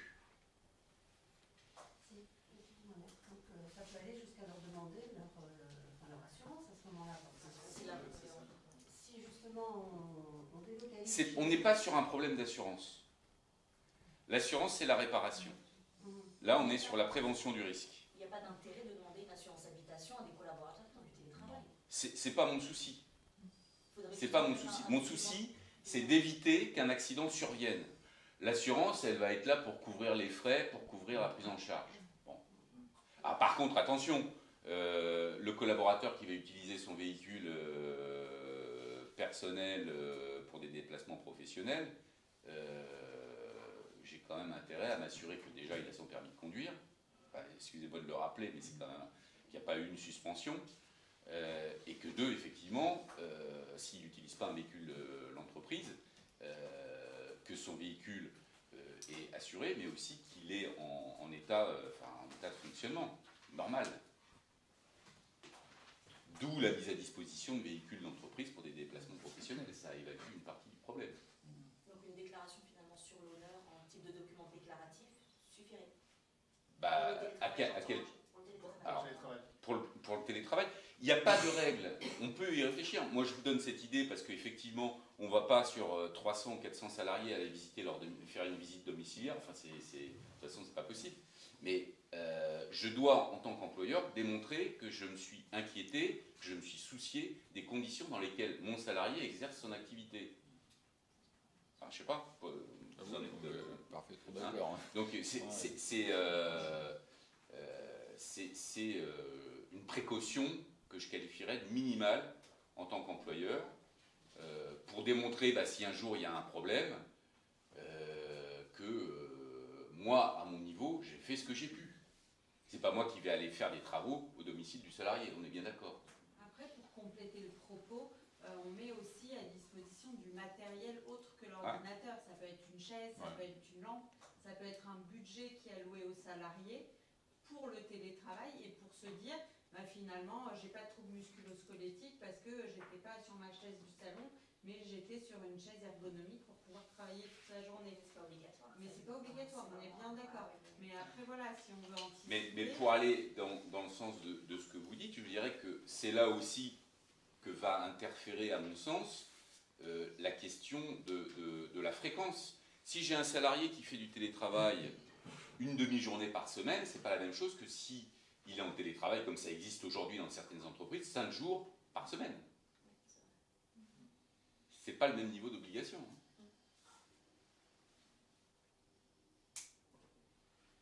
Pardon. Non, je t'en prie. Donc une fois que vous allez procéder à l'évaluation des risques, vous avez défini les unités de travail, vous avez identifié les dangers, les risques, etc. Évidemment, ça ne peut pas rester figé comme ça, puisque en soi, c'est bien gentil d'avoir évalué les risques, mais il faut bien que ça débouche sur quelque chose, parce que sinon, ça n'a finalement pas grand intérêt. Donc, au terme de votre évaluation des risques, il y a deux situations. Soit on est dans une entreprise de moins de 50 salariés. À ce moment-là, le DURP doit déboucher sur la définition des actions de prévention des risques et de protection des salariés. Alors concrètement, c'est rajouter une colonne de plus dans le document unique d'évaluation des risques, où on envisage les mesures de prévention pour faire face aux risques identifiés, tout simplement. En revanche, dans les entreprises de plus de 50 salariés, il conviendra d'établir, alors c'est l'acronyme un peu barbare, PAPRIPACT, qui veut donc dire un programme annuel de prévention des risques professionnels et d'amélioration des conditions de travail. Ce programme devra comprendre la liste détaillée des mesures devant être prises au cours de l'année à venir, à savoir par exemple les équipements de protection individuelle, l'équipement de protection collective, la formation et la sécurité des salariés, mesures organisationnelles, etc. Et pour chaque mesure, il conviendra de définir ses conditions d'exécution, l'estimation de son coût, l'identification des ressources de l'entreprise pouvant être mobilisées et un calendrier de mise en œuvre des mesures et enfin les indicateurs de résultats. Il faudra envisager tous ces éléments. Et après, d'une certaine façon, il faut faire un feedback de ce PAPRIPACT sur les risques pour voir s'il y a une amélioration des situations. Parce que forcément, si vous envisagez un certain nombre de mesures de prévention et que derrière vous avez une sinistralité identique ou plus importante, ça veut dire que les mesures de prévention envisagées, elles ne sont pas bonnes. Donc il faut retravailler le document. De toute façon, le document unique, c'est, comme le PAPRIPACT d'ailleurs, c'est des documents mouvants, perpétuellement dynamiques. Il faut être dans une phase d'itératif questionnement en permanence sur la prévention. Sachant également, sans empiéter je crois sur ta partie, c'est que dès lors qu'il y a une mise à jour du document unique d'évaluation des risques, le PAPRIPACT doit également être mis à jour. Il y a une corrélation tout le temps entre les deux documents. Ça c'est très important. Alors, très rapidement, sur la mise à jour du document unique, donc je vous donnerai moins d'informations que ce que j'avais prévu à la base, parce qu'il y a le temps qui court. En sachant qu'on, par l'intermédiaire du MEDEF, on vous fera passer un support qui est le support qui a été préparé par Benjamin et Anne-Sophie, et sur la base duquel ils vous font leur présentation. Alors, avant le décret du 18 mars 2022, vous deviez remettre à jour votre document unique au moins une fois par mois, une fois par an, excusez-moi. Vaut mieux sinon. Ça, c'est pour la prochaine réforme. Exactement. Au moins une fois par mois, par an, décidément. Je vais vous coller plein d'obligations. Quel que soit l'effectif de l'entreprise. Depuis cette réforme-là du décret du 18 mars 2022, ça va concerner que les entreprises de plus de 11 salariés, cette obligation. Parce que le législateur, il a voulu quand même alléger les contraintes qui pèsent sur les TPE. En revanche, et ça, quel que soit votre effectif, il y a 2 cas où impérativement vous me remettez à jour vos documents uniques. C'est en cas de décision d'aménagement important qui modifie les conditions de santé et de sécurité ou les conditions de travail. Concrètement, voilà, vous avez un changement de locaux, vous allez acheter une nouvelle machine, donc ça va générer des nouveaux risques, ou ça va créer des risques plus importants ou quoi, mais en tout cas, ça va nécessiter de se reposer la question de l'évaluation des risques, des mesures de prévention. Donc là, actualisation de votre document unique. Deuxième cas, c'est en cas d'information supplémentaire concernant l'évaluation d'un risque dans une unité de travail. Un exemple typique, normalement, quand il y a eu la pandémie, tous, on a eu une information supplémentaire, il y a un virus qu'on ne connaissait pas avant qui apparaît, etc. Vous êtes censés tous avoir mis à jour vos documents uniques en 2020 pour intégrer le risque Covid-19. Si votre service de prévention de santé au travail fait une visite chez vous et puis qui identifie un risque que vous n'avez pas vu, et bien là, pareil, vous remettez à jour votre document unique. Point important, votre document unique, il doit être daté et les mises à jour aussi. Pourquoi ? Parce qu'on a déjà eu des dossiers avec des faits anciens. On a un accident qui survient plusieurs années antérieures par le passé. Et puis d'un coup, on nous demande la version en vigueur au moment des faits. Si à chaque fois vous m'avez écrasé votre document unique en mettant à jour, c'est du vécu, on se retrouve dans la situation où on est incapable de fournir aux juridictions, que ce soit juridiction de l'instruction, que ce soit un parquet, une inspection du travail, le document demandé. Donc, vous datez, vous mettez un indice, un versionning, il faut que ça apparaisse clairement. Et je redonne la parole à Benjamin. Alors, autre nouveauté de la loi du 2 août 2021, donc entrée en vigueur le 31 mars 2022, c'est la conservation du document unique d'évaluation des risques. Parce qu'avant, il n'y a pas de disposition particulière en la matière. Désormais, vous devez conserver votre document pendant au moins 40 ans. C'est exact. C'est une durée minimale. Certains parlementaires avaient plutôt réfléchi à 60 ans. Pour faire face aux personnes qui ont commencé leur carrière très jeunes, ou encore dans la réflexion, ce qui n'est pas illogique, c'est quand il y a eu des expositions à des risques qui génèrent par la suite des maladies professionnelles, mais il y a un effet différé dans le temps. Par exemple, vous êtes exposé à l'amiante, avant la survenance de la maladie, il y a à peu près 40 ans. Ça peut être, dans certaines maladies, ça peut survenir encore un peu plus longtemps dans le temps. Donc, il y avait eu cette réflexion de 60 ans. Finalement, on a retenu 40 ans, mais c'est 40 ans minimum.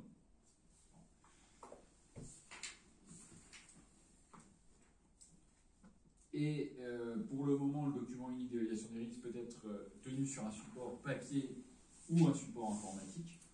Mais, je vais vous donner les dates juste après, mais le document unique d'évaluation des risques devra obligatoirement être déposé sur un portail numérique qui est déployé et administré par un organisme géré par les organisations professionnelles d'employeurs représentatives au niveau national et interprofessionnel. Ce portail numérique assurera évidemment la confidentialité des données contenues dans le document unique et va en restreindre l'accès par l'intermédiaire évidemment d'une procédure d'authentification réservée aux personnes et instances habilitées à déposer et mettre à jour le document unique, ainsi qu'aux personnes et instances qui justifient d'un intérêt à y avoir accès. L'obligation de dépôt dématérialisé est applicable à compter du 1er juillet 2023 pour les entreprises de plus de 150 salariés et à compter de dates qui seront fixées par décret en fonction des effectifs des entreprises, et au plus tard à compter du 1er juillet 2024 pour les entreprises de moins de 150 salariés. Mais je ne vous cache pas qu'il y a encore un peu un flou sur cette histoire de portail numérique parce que les décrets ne sont pas parus, notamment après étude des textes, enfin des textes même de la doctrine, sur le financement du portail numérique, c'est encore un peu abscon dans la question.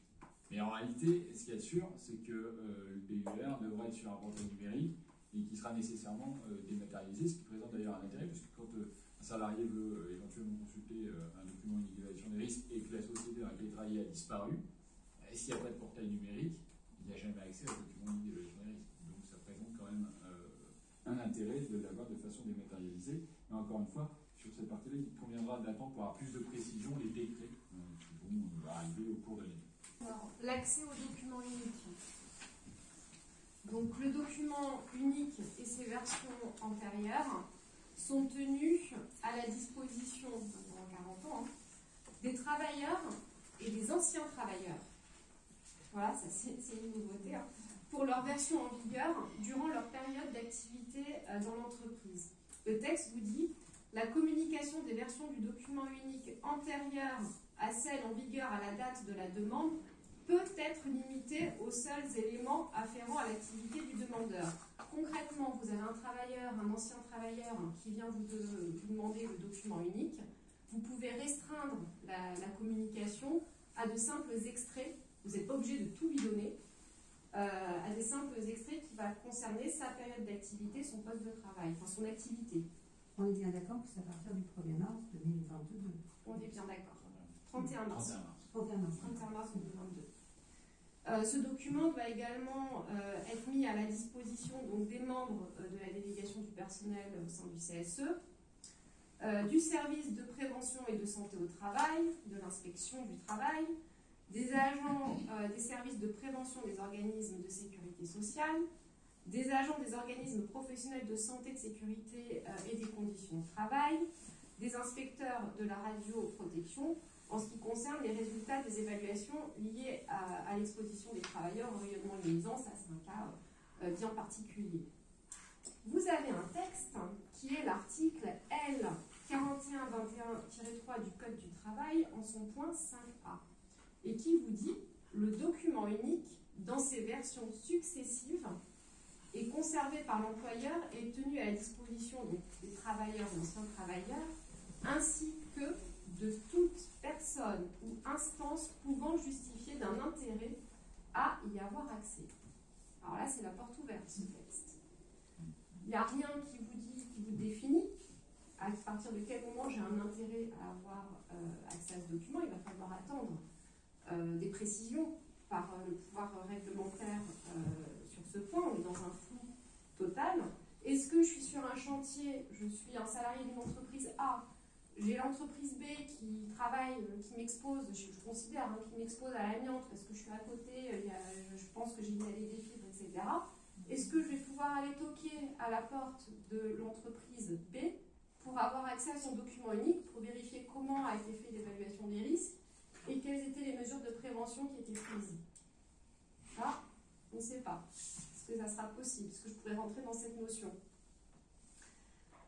Intéressant également, on parle de versions successives. Le texte d'avant, on parlait de versions antérieures.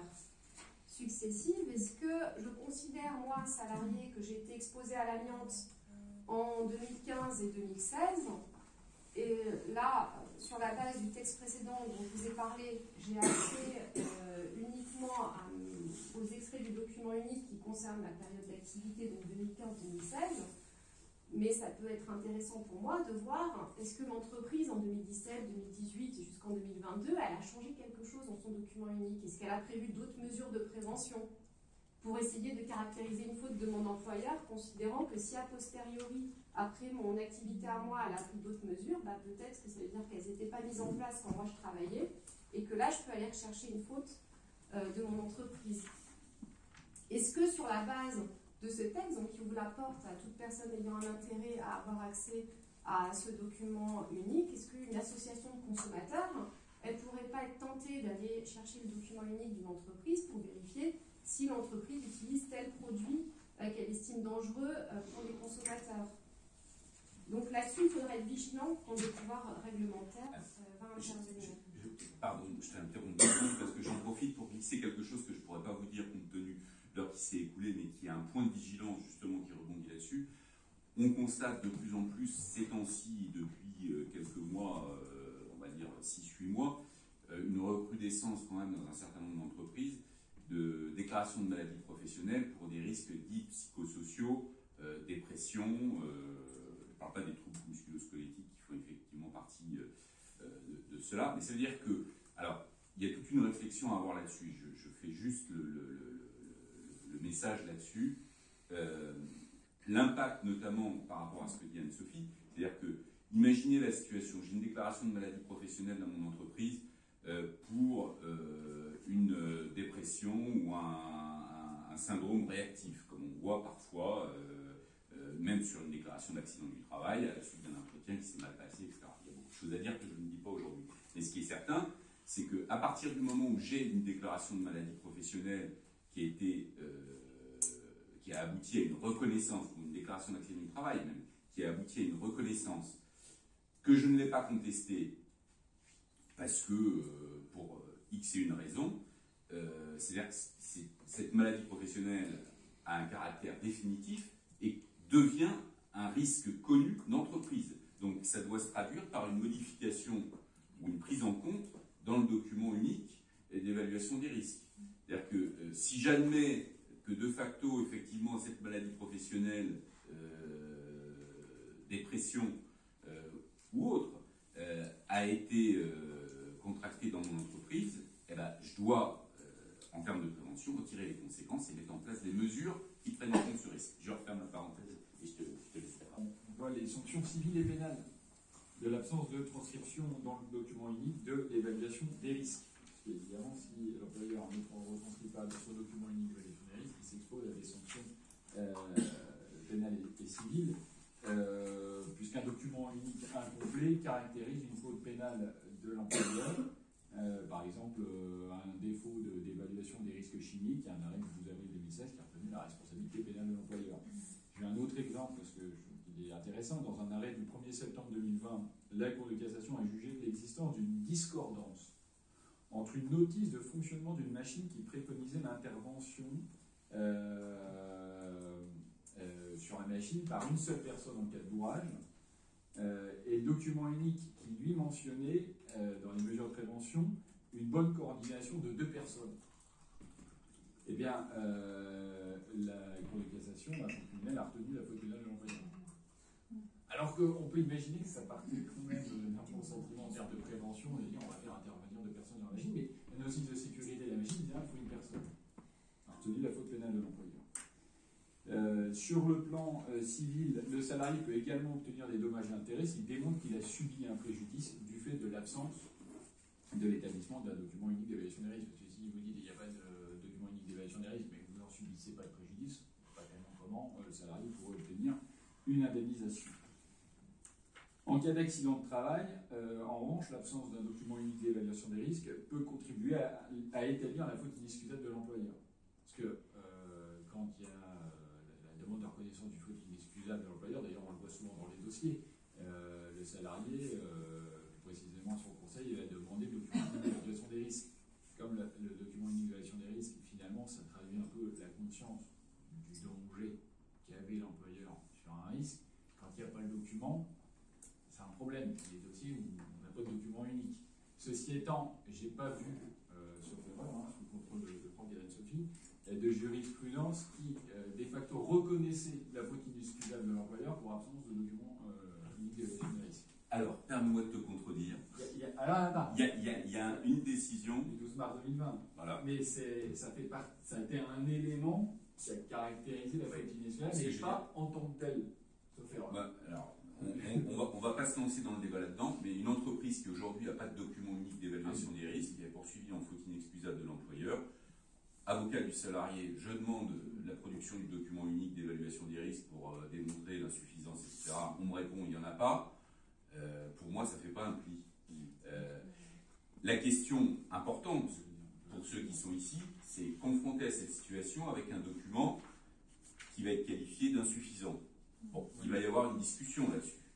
Mais ça veut dire, moi, alors je vous donne cet exemple parce que c'est du vécu, ça remonte à quelques années maintenant, je ne suis pas sûr qu'on ferait la même chose aujourd'hui, mais on avait dans un dossier le document unique d'évaluation des risques, mais avec un risque toxique qui correspondait à celui qui nous était reproché. Le fait de l'avoir identifié, c'était une bonne chose, mais le fait de ne pas justifier des mesures en face pouvait poser problème. On a fait le choix de ne pas produire le document unique parce que c'était moins problématique de dire finalement vous n'en avez pas besoin, c'est pas le sujet, etc., que de produire un document unique qui identifiait bien précisément le risque, mais dont on ne pouvait pas justifier qu'en face il y avait eu les mesures. Et on va bientôt conclure, je crois. Oui. Mais parfois, si vous voulez, moi j'ai eu des dossiers, il n'y avait pas de document unique d'évaluation des risques, mais on arrivait à démontrer pour autant que le salarié avait reçu une formation, une information à la sécurité, et en réalité c'était suffisant pour échapper à un budget inexcusable de l'employeur. Alors très rapidement, le fait de ne pas transcrire ou de ne pas mettre à jour les résultats d'évaluation des risques est puni de l'amende prévue pour les contraventions de 5e classe, c'est 1 500 € pour une personne physique en cas de récidive, 3 000 € et 7 500 € pour une personne morale et en cas de récidive, 15 000 €. Et également, l'employeur qui refuse de tenir à la disposition des membres du CSE le document unique ou qui ne respecte pas son obligation de consultation de cette instance encourt une amende de 7 500 € qui correspond au délit d'entrave.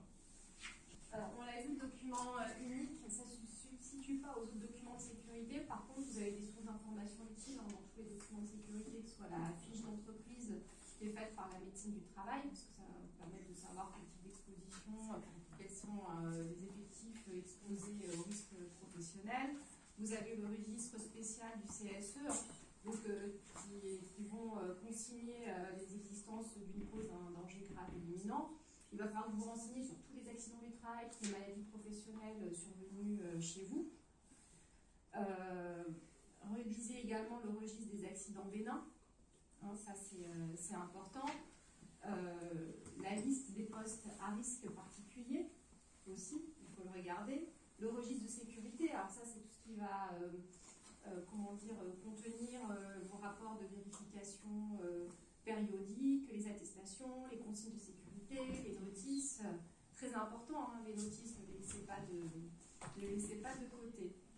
Et à l'inverse, quand vous allez rédiger vos autres documents de sécurité, par exemple, si vous faites un plan de prévention, vous êtes une entreprise de travaux, donc une entreprise extérieure qui va effectuer des travaux au sein d'une entreprise d'accueil, vous élaborez un plan de prévention. Il n'y a rien de pire que d'avoir un risque qui est identifié dans votre document unique et que je ne vais pas retrouver dans votre plan de prévention.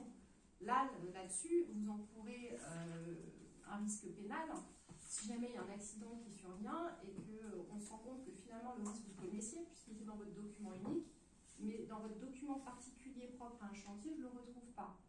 Pareil, si vous êtes sur un chantier soumis à la coordination SPS, que vous élaborez un PPSPS, il va falloir que le risque qui est identifié dans votre document unique, je le retrouve également à minima dans mon PPSPS. Pour les opérations de chargement-déchargement, souvent j'imagine que quand vous faites un plan de prévention, vous pensez bien à annexer le protocole de sécurité. C'est des documents vraiment dédiés, dans ces cas-là, aux opérations de chargement-déchargement. C'est pareil. Un risque identifié dans le document unique, je dois le retrouver dans mon protocole de sécurité. Tous ces documents, vous devez en permanence les croiser, parce que s'il y a un accident du travail, l'inspection du travail, la police, le juge d'instruction, il va le faire ce travail. Il va étaler tous les documents sur sa table et il va regarder ce qui pêche. J'en ai fini s'agissant des documents de sécurité. Je ne sais pas si vous avez des questions. Si on a encore un peu de temps, nous on est à votre disposition. Si moi j'ai une question, pareil c'est un bug qu'on a eu aussi dans notre élaboration, le risque routier. Donc on est d'accord que s'il y a des fonctions au sein de l'entreprise qui nécessitent de prendre son véhicule dans le cadre de ces fonctions, oui, on doit l'y inclure. Mais pour toutes les personnes par exemple qui viennent au travail en voiture, domicile travail. Est-ce que ça a un risque qu'on doit prendre en compte ou pas? Vous êtes plus sur un accident Du trajet, tout à fait. À mon sens, c'est pas un risque d'entreprise, c'est pas un risque propre à l'entreprise. Franchement, j'ai envie de dire qu'il y en a suffisamment comme ça, sans s'en rajouter. Je veux dire que l'entreprise, à ce jour, n'a pas d'obligation s'agissant du trajet.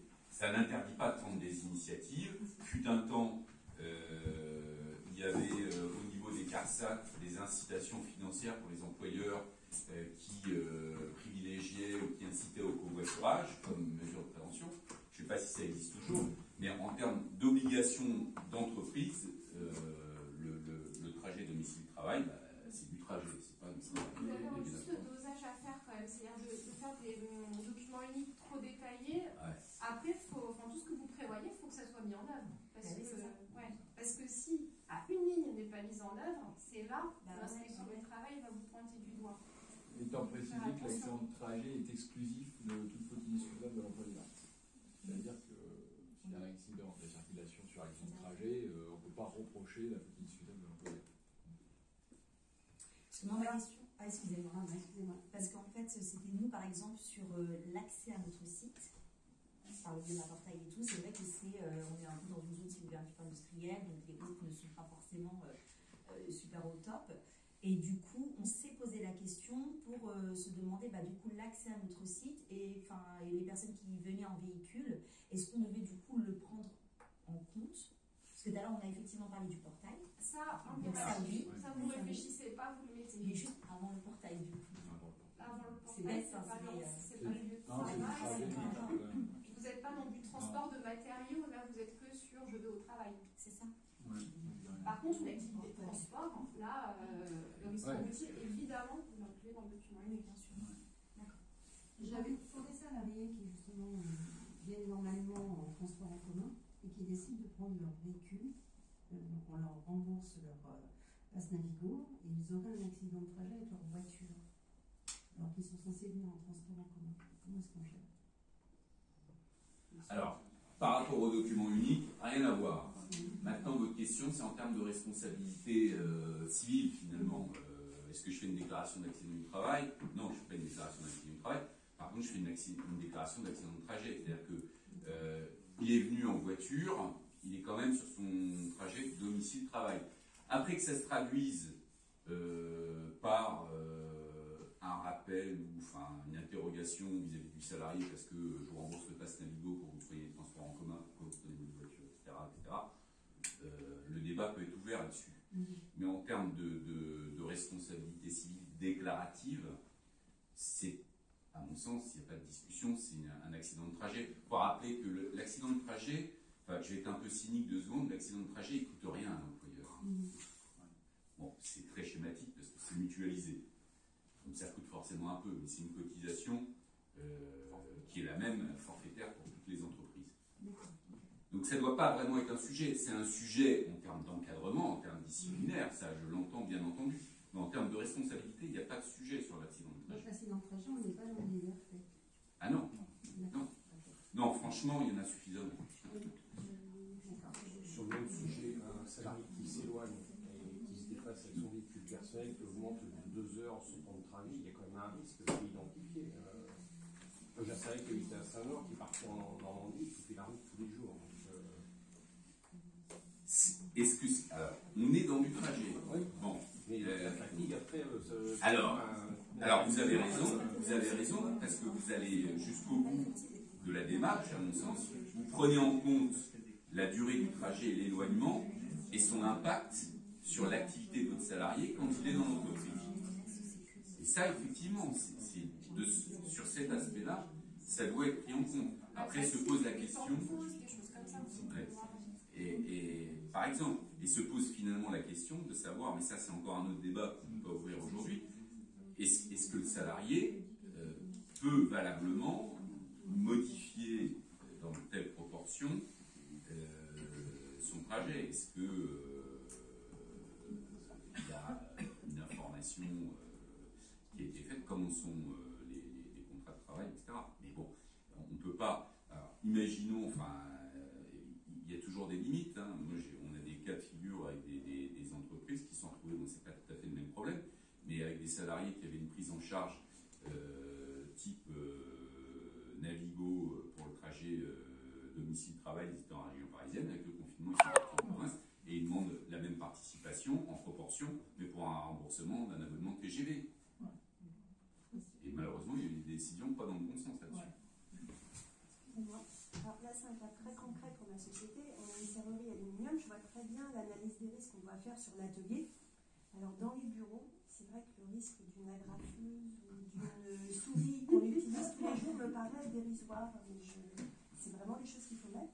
Pour avoir le risque électrique, puis vous prévoyez des vérifications, faire les Alors, vérifications annuelles, par exemple. Oui, mais ça, c'est une obligation. En fait, c'est une obligation de faire une vérification électrique de l'installation tous les ans. Donc, ça, je ne vais pas le mettre dans les... J'entends ce que vous dites, mais un salarié qui est dans un bureau, malheureusement, vous savez ce qu'on appelle de façon un peu machiste encore aujourd'hui, la maladie des secrétaires. Bon, c'est la maladie des secrétaires, on peut, même quand on est un homme et qu'on n'est pas secrétaire, on peut l'avoir. C'est les troubles musculo-squelettiques, les problèmes d'équilibre, etc. Pourquoi? Parce qu'en cliquant sur la souris, etc., enfin, je ne passe les détails, c'est développé. Les maladies professionnelles, les TMS, tableau 57, notamment du Code de la sécurité sociale, c'est quelque chose qui doit être pensé, intégré dans le DUER. Par quoi ça se traduit? En réalité, c'est-à-dire que oui, on y a pensé, la preuve, on a du matériel, on a de l'ergonomie qu'on a mis en place, on a fait venir éventuellement des ergonomes, on a des sièges, des ordinateurs qui sont à la bonne hauteur, etc. Donc on y a pensé. Il n'y a rien de pire que de laisser un blanc, de rien mettre. Parce que ça veut dire que pour le coup, je déroule le raisonnement jusqu'à l'absurde, sous le contrôle de mes camarades, vous mettez rien sur les troubles musculo-squelettiques. Vous avez un salarié, c'est des cas de figure que j'ai rencontrés, vous avez un salarié qui développe une maladie, malheureusement un peu plus classique ou d'un certain âge, qui est celui que j'atteins, de mal d'épaule ou de mal de coude ou de poignet. C'est reconnu par la sécurité sociale. Derrière, il fait une action en faute inexcusable de l'employeur parce que l'employeur n'a rien prévu, rien mis en place. Alors on va avoir, effectivement, dans le DUER, il n'y avait rien. On va avoir d'autres éléments pour se défendre et pour contester.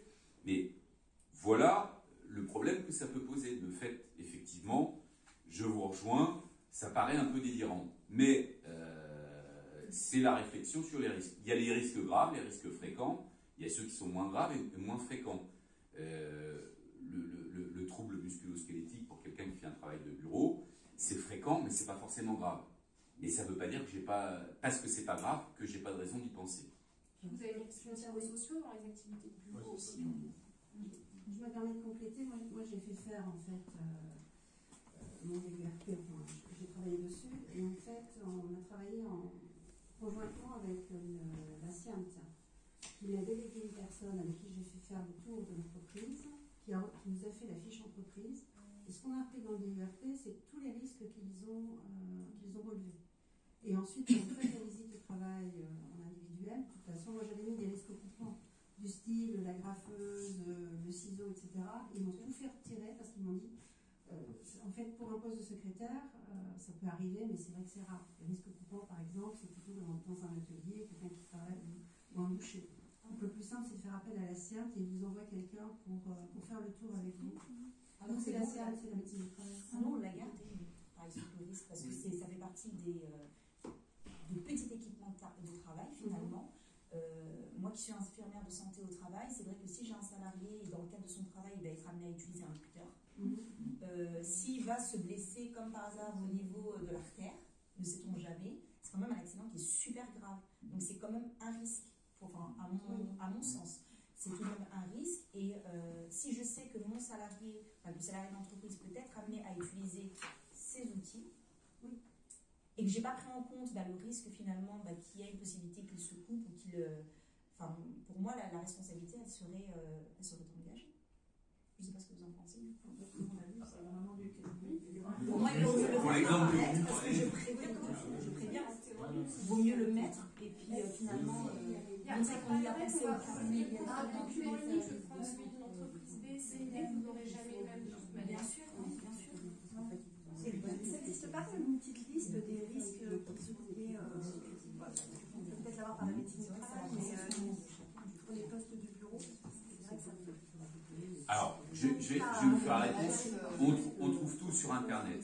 Maintenant, attention en cette matière. Alors évidemment, ils vous l'ont abondamment expliqué, il y a plusieurs sources d'inspiration, mais surtout, ça c'est, encore une fois, c'est du vécu, il n'y a rien de pire que le copier-coller. Non mais, on a tous les mêmes obligations, les mêmes contraintes, les mêmes problématiques. C'est facile, mais il n'y a rien de pire que le copier-coller, parce que c'est un document qui doit être pensé individuellement, qui doit démontrer que je me suis cassé la tête en tant qu'employeur pour penser au mieux à la sécurité et à la prévention des risques. Et que j'ai mis, évidemment, ensuite en place les mesures de prévention. Donc, je ne suis pas obligé non plus de penser à tout. Ça aussi, là, je veux dire, il faut revenir, je pense, à du simple bon sens, en définitive. Un accident, par définition, comme l'a dit Anne-Sophie, le risque zéro, ça n'existe pas. C'est qu'à un moment donné, il y a eu un trou dans la raquette, même si on a tout voulu bien faire. Okay, mais on ne sera pas dans le même contexte face à cet accident, qui soit bénin ou grave, si par ailleurs on démontre qu'on est un employeur diligent, qui a mis en place un document unique, qui est un vrai document unique, qui envisage des risques, mais peut-être qu'effectivement il y en a un qui ne s'était jamais produit, qui était très improbable, mais qui s'est produit quand même. Bon. J'ai envie de dire que ce jour-là, si j'ai un document unique qui est élaboré, même si l'accident qui est survenu n'était pas envisagé, n'était pas prévu, je ne serais pas dans le même cas de figure que si j'ai un truc copier-coller, comme ça nous est déjà arrivé, avec, y compris sur la date, copier-coller des erreurs de date, mais ça c'est des grands classiques. Hein. On écrase le document, la seule chose qu'on n'écrase pas, c'est la date. Dommage. Oui, parce qu'après, en termes de preuve, on va galérer. C'est-à-dire qu'on va devoir passer par un levier d'attestation pour expliquer que oui, ça a bien été mis à jour à telle date, etc. Mais ça n'aura pas la même valeur que si, dès la base, vous ne vous trompez pas et que vous faites attention aux versions. Pourquoi? Parce qu'un juge, le jour où il y a l'accident, il va avoir la position, entre guillemets, facile de dire, bah, ok, bon, vous l'avez fait, mais enfin, vu la façon dont ça a été fait, on voit bien que ça n'a pas été fait de façon sérieuse et que ça n'a pas été pris au sérieux. Et c'est dommage, c'est vraiment dommage, c'est le moins qu'on puisse dire, de se faire agrafer sur des choses comme ça. Vous me conseillez de faire appel à la médecine du travail pour un moment où... Oui. Ah oui, complètement. Ils ne vont pas en rajouter des couches et des couches supplémentaires. Après, c'est vous qui décidez, c'est des outils que vous utilisez, mais comme c'est votre obligation finalement, c'est vous qui avez le dernier mot. Mais oui, la médecine du travail, c'est un outil pour savoir... Et j'ai envie de dire de façon un peu cynique, pardon, je me permets, il faut les mouiller, hein, la médecine du travail. Si vous les sollicitez, les mouiller. Si vous les sollicitez qui ne viennent pas,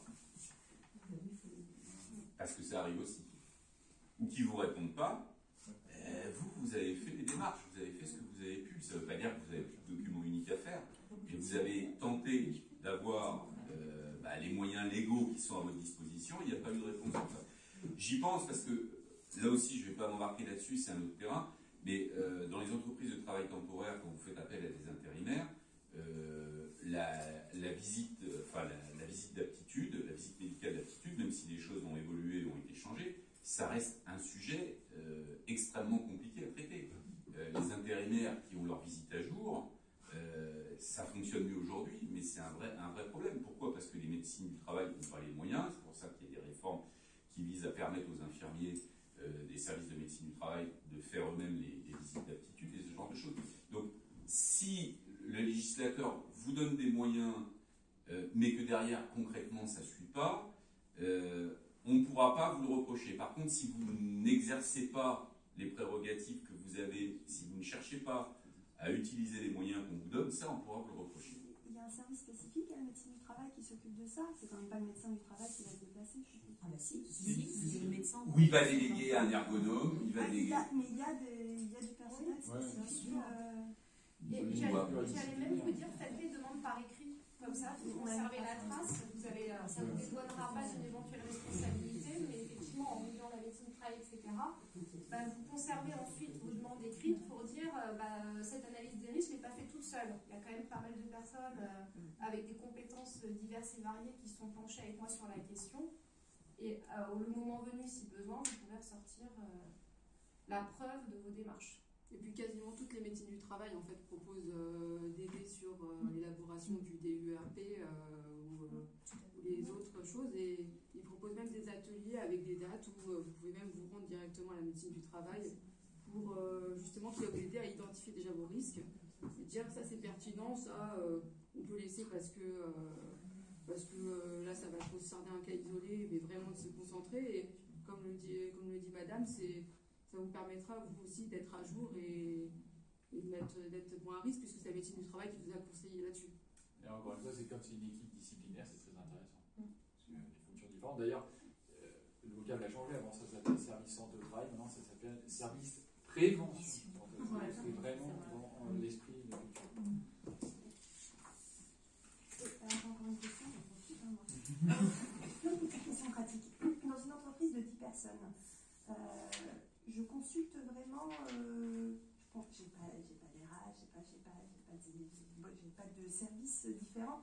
En gros, je fais tout toute seule, ou je consulte mes salariés de façon générale, je fais un petit compte rendu, tout le monde le signe, ce qui fait qu'on montre qu'on a eu une consultation, une démarche collective. Il n'y a pas de règle, mais effectivement, qui est le plus à même de vous expliquer sur le terrain quelles sont leurs contraintes? Si vous faites toute seule dans votre bureau le document unique, vous pouvez imaginer des mesures de prévention, mais ce n'est pas vous qui êtes sur le terrain, vous risquez de passer à côté d'un risque.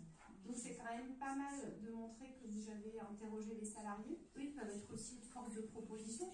Vous dire, j'ai une idée, moi j'ai discuté avec d'autres entreprises, ils ont tel EPI, tel équipement de protection individuelle, c'est pas mal, etc.